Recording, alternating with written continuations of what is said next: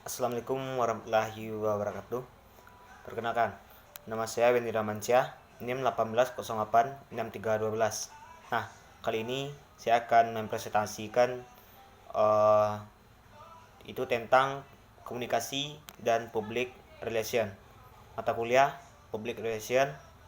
Nah, di sini saya akan memenuhi tugas yaitu paper yang keempat tentang komunikasi dan public relation. Nah, sebelum kita masuk ke tentang hubungan komunikasi dan public relation, kita harus tahu juga tentang komunikasi. Nah, di sini komunikasi itu secara etimologi itu adalah merujuk pada proses penyampaian suatu pernyataan oleh seseorang kepada orang lain. Jadi, dalam hal ini yang terlibat dalam komunikasi ini adalah manusia. Nah, di sini unsur-unsur komunikasi. Unsur-unsur komunikasi sering disebut dengan bagian atau komponen dan elemen. Nah, di sini unsur-unsurnya yang pertama adanya komunikator atau pengirim, yang kedua adanya komunikan atau penerima, dan yang terakhir yang ketiga itu adalah channel atau saluran. Nah, di sini merupakan suatu jalan dilalui oleh isi pernyataan komunikator atau pengirim kepada komunikan atau penerima, yang mana jalannya dilalui feedback komunikan kepada komunikator yang digunakan oleh pengirim pesan. Nah, di sini kita langsung saja masuk pada hubungan public relation dengan komunikasi ini. Nah, di sini hubungan humas itu adanya pertama internal public relation ini.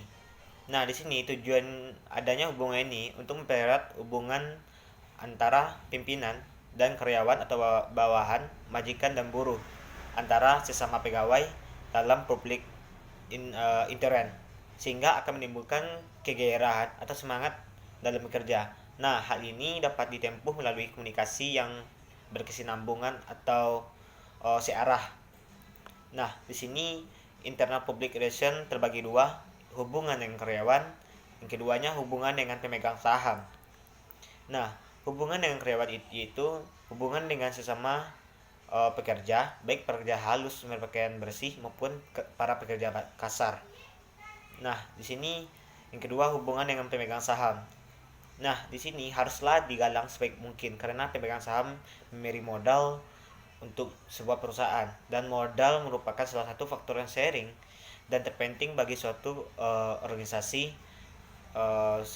kekaryaan seperti perusahaan. Nah, di sini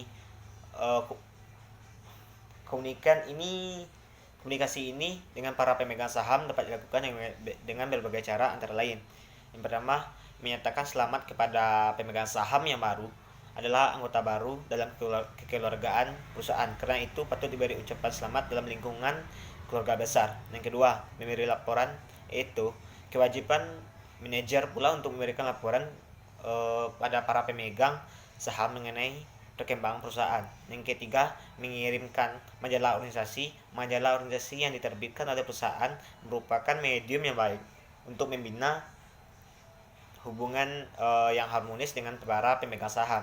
Dan terakhir mengadakan pertemuan. Nah, yang selanjutnya itu external public relation. Nah, di sini maksudnya eksternal itu hubungan dengan langganan atau pelanggan. Yang keduanya hubungan dengan masyarakat sekeliling. Nah, di sini komunikasi dengan orang-orang sekeliling, organisasi perlu senantiasa dilakukan agar karena mereka suatu waktu mungkin diperlukan. Misalnya saja di sekitar komplek tersebut pos polisi, klinik, dan lainnya patut dihubungi. Yang kedua, hubungan dengan pemerintahan. Bagi suatu instansi atau organisasi kekaryaan seperti perusahaan swasta, maka hubungan dengan pemerintahan tidak bias atau itu wajib dilakukan. Nah, di sini terakhir hubungan dengan pers. Nah, di sini pers itu dalam arti luas merupakan semua was media. Jadi artinya segala sesuatu medsos, koran, elektronik lainnya itu perlu dilakukan hubungan yang baik.